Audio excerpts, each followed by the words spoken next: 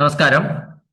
Plus one പ്രവേശനം അതിന്റെ second transfer result വന്നിട്ടുണ്ട്. നമുക്കറിയാം, സെക്കൻഡ് ട്രാൻസ്ഫർ എന്ന് പറയുന്നത് ജില്ലയ്ക്കകത്തും ജില്ലയ്ക്ക് പുറത്തേക്കുള്ള ട്രാൻസ്ഫർ കൊടുക്കാൻ വേണ്ടി അനുവാദം തന്നിരുന്നു. അതിന്റെ അടിസ്ഥാനത്തിൽ രണ്ടാമത് വീണ്ടും കുറച്ച് കുട്ടികൾ സ്കൂളൊക്കെ മാറി ജില്ല മാറിയൊക്കെ ട്രാൻസ്ഫർ കൊടുത്തിരുന്നു. അപ്പോൾ അതിന്റെ റിസൾട്ടാണ് വന്നിരിക്കുന്നത്. ഇന്ന് ശനിയാഴ്ച ആണ്. ഈ ശനിയാഴ്ചയാണ് വന്നതെങ്കിലും നമുക്ക് കാര്യമൊന്നുമില്ല. തിങ്കളാഴ്ച ഓഗസ്റ്റ് 10 രാവിലെ മുതൽ 11 വൈകുന്നേരം 4 വരെയാണ് പ്രവേശനത്തിനുള്ള സമയം. തിങ്കളാഴ്ച രാവിലെ മുതൽ ചൊവ്വാഴ്ച വൈകുന്നേരം ഓഗസ്റ്റ് 11 വൈകുന്നേരം 4 വരെയാണ് പ്രവേശനത്തിനുള്ള സമയം പറഞ്ഞിട്ടുള്ളത്. എങ്കിലും നേരത്തെ അതിന്റെ അലോട്ട്മെന്റ് റിസൾട്ട് വന്നു എന്ന് മാത്രമേ ഉള്ളൂ. ഇപ്പൊ ഇന്ന് ശനി, നാളെ ഞായർ, ഞായറും കഴിഞ്ഞ് തിങ്കളാഴ്ച മാത്രമാണ് പ്രവേശനത്തിനുള്ള സമയം. നമുക്കിതിൽ നമുക്കിപ്പോൾ ഈ റിസൾട്ട് നോക്കുന്ന കാര്യമൊക്കെ എല്ലാവർക്കും ഏകദേശം നല്ല ധാരണയായി കഴിഞ്ഞു. നമുക്കറിയാം, ഗൂഗിളിൽ നമ്മൾ HS-CAP എടുത്ത് ആ HS-CAPൽ ആ പേജിലേക്ക് എത്തുമ്പോൾ നമുക്ക് കാൻഡിഡേറ്റ് ലോഗിൻ എന്ന ഒരു ലിങ്ക് കാണാം. ആ കാൻഡിഡേറ്റ് ലോഗിനിൽ ക്ലിക്ക് ചെയ്ത് കഴിയുമ്പോൾ നമുക്ക് തൊട്ടടുത്ത പേജിൽ ആപ്ലിക്കേഷൻ നമ്പർ, പാസ്വേഡ്, ജില്ല, ഈ 3 കാര്യങ്ങൾ കൊടുക്കണം. ആദ്യത്തെ തവണ കൊടുത്തിട്ട് നമ്മൾ ശരിയാവാറില്ല, മിക്കവാറും കേസിൽ. രണ്ടാമത് ഒരിക്കൽ കൂടി അത് ചെയ്യണം. ആദ്യത്തെ കേസിൽ നമ്മൾ ഇത് മൂന്നും, ആപ്ലിക്കേഷൻ നമ്പറും പാസ്വേഡും ജില്ലയും കൊടുത്തു കഴിഞ്ഞ് അപ്പോൾ കിട്ടില്ല. സാധാരണ എങ്ങനെ കണ്ടുവരുന്നത്. അപ്പം നിങ്ങൾ ഒന്നും കൂടി അടിച്ചിട്ട് ആപ്ലിക്കേഷൻ നമ്പറും പാസ്വേഡും ജില്ലയും സെലക്ട് ചെയ്തതിന് ശേഷം താഴെ അതിന് താഴെ പച്ച ഒരു ലിങ്ക് ഉണ്ട്. അത് ലോഗിൻ എന്ന് പറയുന്ന ലോഗിനിൽ ക്ലിക്ക് ചെയ്യുമ്പോൾ നിങ്ങൾക്ക് ട്രാൻസ്ഫറിന്റെ ആ അലോട്ട്മെന്റ് റിസൾട്ട് തൊട്ടടുത്ത പേജിൽ കാണാം. അപ്പൊ നിങ്ങൾ കൊടുത്ത ഏതെങ്കിലും സ്ഥലത്ത്, അത് സ്കൂൾ മാറ്റോ സെയിം സ്കൂളോ അതേ സ്കൂളോ ഏതിലാണോ നിങ്ങൾ കൊടുത്ത് അതിൽ ഒന്നിൽ കിട്ടിയെങ്കിൽ മാത്രമേ വരികയുള്ളൂ. ഒരിക്കലും നമ്മൾ അപേക്ഷ കൊടുക്കാത്ത സ്ഥലത്ത് ട്രാൻസ്ഫർ കിട്ടില്ല. അത് നമുക്ക് അറിയുന്ന കാര്യമാണ്. അപ്പോൾ നമ്മൾ ഈ പേജിൽ നമുക്ക് ട്രാൻസ്ഫർ അലോട്ട്മെന്റ് റിസൾട്ട് എന്ന് പറയുന്ന ഒരു ലിങ്ക് കാണും. ട്രാൻസ്ഫർ അലോട്ട്മെന്റ് റിസൾട്ട് ഫുള്ളില്ലെങ്കിൽ ട്രാൻസ്ഫർ അലോട്ട് റിസൾട്ട്, അതിൽ ക്ലിക്ക് ചെയ്ത് കഴിയുമ്പോൾ നമുക്ക് ഇതിന്റെ ഈ ട്രാൻസ്ഫർ അലോട്ട്മെന്റിന്റെ പ്രിന്റ് എടുക്കാവുന്നതാണ്. ട്രാൻസ്ഫർ അലോട്ട്മെന്റ് റിസൾട്ടിന്റെ പ്രിന്റ് ഔട്ട് നമ്മൾ നിർബന്ധമായിട്ടും എടുക്കണം. നമുക്കറിയാം, ഇപ്പൊ എല്ലാ എല്ലാ ഈ പറഞ്ഞ എല്ലാ കുട്ടികളും തന്നെ, ഈ ട്രാൻസ്ഫർ കിട്ടിയ എല്ലാ കുട്ടികളും തന്നെ ഏതെങ്കിലും സ്കൂളുകളിൽ പഠിച്ചുകൊണ്ടിരിക്കുന്ന കുട്ടികളായിരിക്കും. അപ്പൊ നിങ്ങൾക്ക് നാളെ ഒന്നും പ്രിന്റ് ഔട്ട് എടുക്കാൻ സൗകര്യമില്ലെങ്കിൽ നിങ്ങളുടെ സ്കൂളിൽ നിന്ന് പ്രിൻസിപ്പൽ തന്നെ ഈ പ്രിന്റ് ഔട്ട് എടുത്ത് നിങ്ങൾക്ക് തരും. അതിനുള്ള സംവിധാനം ഉണ്ടാക്കിയിട്ടുണ്ട് സർക്കാരിന്റെ. അങ്ങനെ ഒരു നിർദ്ദേശമുണ്ട്. സ്കൂളിലെ പ്രിൻസിപ്പൽമാര് കുട്ടികൾക്ക് ആവശ്യമായ ട്രാൻസ്ഫർ കിട്ടിയ കുട്ടികൾക്ക് അതിന്റെ ട്രാൻസ്ഫർ അലോട്ട്മെന്റ് കിട്ടിയ പ്രിന്റ് ഔട്ട് എടുത്ത് കൊടുക്കണമെന്നൊരു നിർദ്ദേശം പറഞ്ഞിട്ടുണ്ട്. അതിന്റെ അടിസ്ഥാനത്തിൽ നിങ്ങൾക്ക് അക്ഷയയിലൊന്നും പോകണമെന്നില്ല. സ്കൂളിൽ നിന്ന് ഇപ്പൊ റിസൾട്ട് നോക്കാൻ മൊബൈലൊക്കെ മതിയല്ലോ. സ്കൂളിൽ നിന്ന് തന്നെ നിങ്ങൾക്ക് പ്രിന്റ് ഔട്ട് എടുത്ത് നൽകും. ഇനി നിലവിൽ ഒരു അതേ സ്കൂളിൽ തന്നെ പ്രവേശനം കിട്ടിയ കുട്ടികളുണ്ടാവും. അപ്പോൾ ഒരു കുട്ടി പഠിച്ചുകൊണ്ടിരുന്ന സ്കൂളിൽ സയൻസിലായിരുന്നു പഠിച്ചുകൊണ്ടിരുന്ന, ആ കുട്ടി കൊമേഴ്സിലേക്ക് കൊടുത്തു. ആ കുട്ടിക്ക് കൊമേഴ്സിലേക്ക് കിട്ടിയാൽ അതേ സ്കൂളിൽ തന്നെയാണ് പ്രവേശനം. അങ്ങനെയുള്ള കുട്ടികളും പ്രിന്റ് ഔട്ട് എടുക്കണം. പ്രിന്റ് ഔട്ട് എടുത്തതിന് ശേഷം അവർക്കും ഈ പ്രിൻസിപ്പാൾ തന്നെ പ്രവേശനം മാറ്റി കൊടുക്കണം. നിങ്ങളിപ്പോൾ സയൻസിലാണ് പഠിച്ചുകൊണ്ടിരിക്കുന്നത്, സയൻസിലാണ് നിങ്ങളുടെ രേഖകളൊക്കെ ഉള്ളത്, നിങ്ങളൊരു സയൻസ് സ്റ്റുഡൻ്റ് ആണ്. എന്നാൽ നിങ്ങൾക്ക് കൊമേഴ്സിലേക്ക് ട്രാൻസ്ഫർ കിട്ടിയാൽ നിർബന്ധമായിട്ടും ആ പ്രിന്റ് ഔട്ട് എടുത്ത് നിങ്ങൾ പുതിയ പ്രവേശന നടപടികളിലൂടെ കൊമേഴ്സിലേക്ക് മാറേണ്ടതായിട്ടുണ്ട്. അതാണ് അതിൽ ഒരേ സ്കൂളിലെ കോഴ്സ് മാറ്റത്തിന് അപേക്ഷ കൊടുത്ത കുട്ടികൾ കിട്ടിയവരുടെ കാര്യമാണ് ഞാൻ പറഞ്ഞിരിക്കുന്നത്.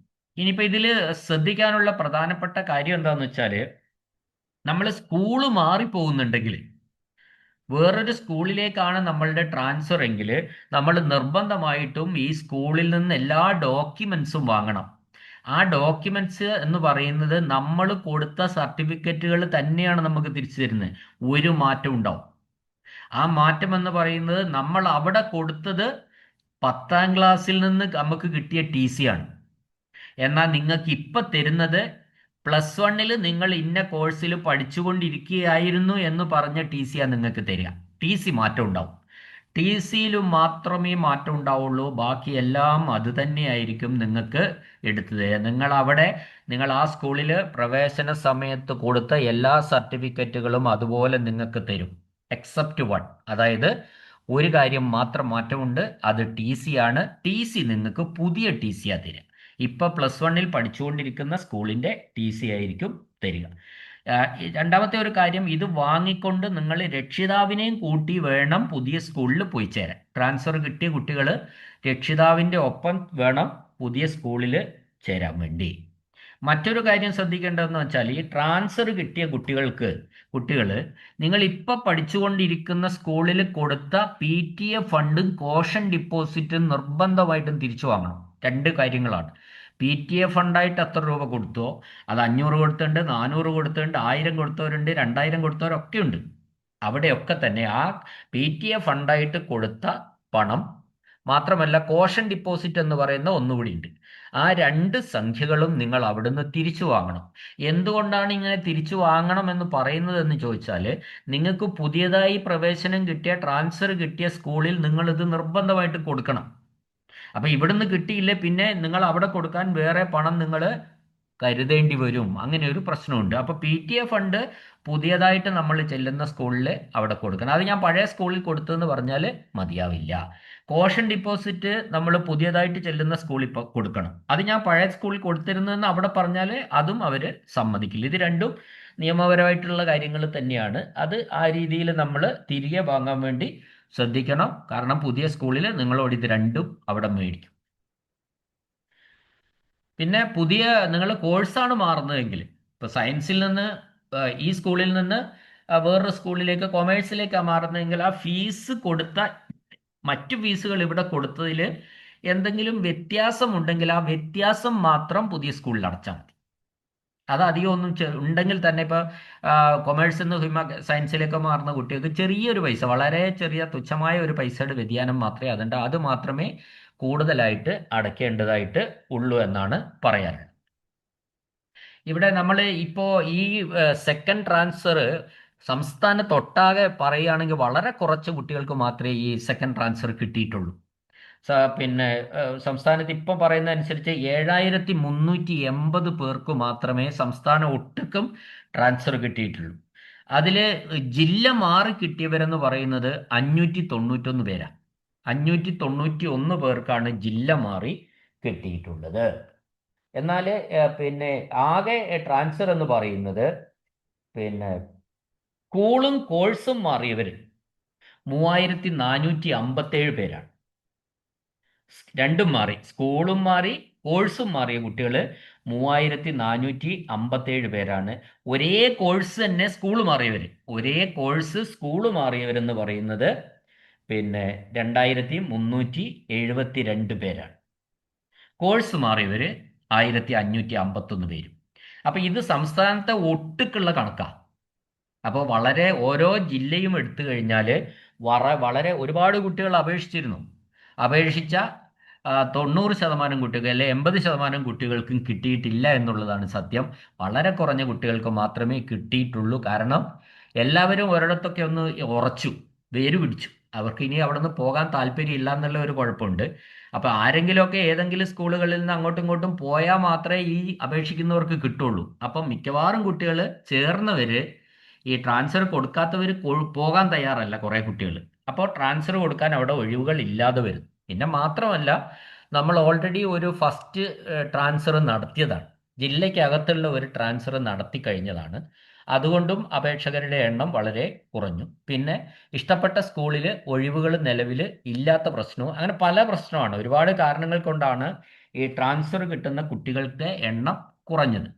ഇപ്പം ഈ വർഷമാണ് ഇങ്ങനെ രണ്ടാമതൊരു ട്രാൻസ്ഫർ നടത്തിയത്. സാധാരണ കൊല്ലങ്ങളിൽ ഒരു ട്രാൻസ്ഫർ മാത്രമേ ഉണ്ടാവുള്ളൂ. അതിൽ ജില്ലയും ജില്ലയ്ക്ക് പുറത്തേക്കുള്ള ഒക്കെയുള്ള ട്രാൻസ്ഫർ ഒരുമിച്ച് അങ്ങ് നടത്തുകയാണ് ചെയ്യുക. പക്ഷേ ഈ വർഷം അതിന് വിപരീതമായിട്ട് 2 ട്രാൻസ്ഫർ നടത്തിയിട്ടുണ്ട്.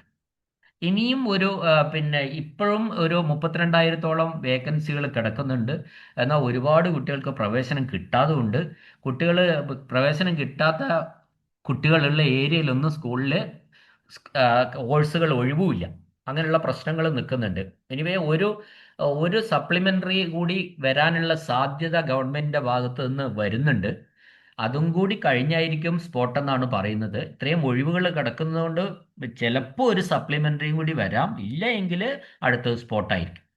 ഏതായാലും നമുക്ക് ഈ 11-ാം തീയതി 4 മണിക്ക് ശേഷം ആണ് 4 മണിയോടുകൂടിയാണ് ഈ ട്രാൻസ്ഫർ കിട്ടിയ കുട്ടികളുടെ പ്രവേശനം അവസാനിക്കുക. പക്ഷേ ഈ ട്രാൻസ്ഫർ ഓൾറെഡി തീരുമാനമായതുകൊണ്ട് നമുക്കത് കാത്തു നിൽക്കേണ്ട ആവശ്യമില്ല. കാരണം ട്രാൻസ്ഫർ കിട്ടിയ കുട്ടികൾ നിർബന്ധമായിട്ടും പോകണം. ഇല്ലേ നമ്മളെ അവിടുന്ന് പിടിച്ച് പുറത്താക്കും.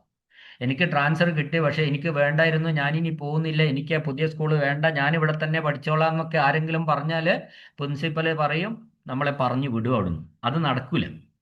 അപ്പൊ അങ്ങനെ ഒരു സാഹചര്യം ആയതുകൊണ്ട് മിക്കവാറും ഈ തീരുമാനം സെക്കൻഡ് അലോട്ട്മെന്റ്, ഇനിയൊരു അലോട്ട്മെന്റ് ഉണ്ടോ, സപ്ലിമെന്ററിയുടെ ഇനിയും ഒരു സപ്ലിമെന്ററി കൂടി ഉണ്ടോ എന്നുള്ള കാര്യം മിക്കവാറും തിങ്കളാഴ്ചയോ ചൊവ്വാഴ്ചയോട് കൂടി തീരുമാനം ആകുമെന്ന കാര്യത്തിൽ തർക്കമില്ല.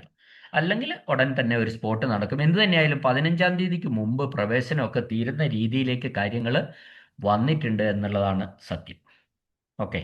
കിട്ടിയ കുട്ടികൾക്കെല്ലാം വളരെ സന്തോഷമായിട്ട് പുതിയ സ്കൂളിൽ പോയി ചേരുക, നന്നായി പഠിക്കുക. ഇനിയും പഠിക്കാനുള്ള സമയമായി. ശരിക്കും പ്രവേശനത്തിൻ്റെ അന്തിമഘട്ടം എത്തിക്കഴിഞ്ഞു. ഓക്കെ. വീഡിയോ കേട്ട എല്ലാവർക്കും നന്ദി, നമസ്കാരം.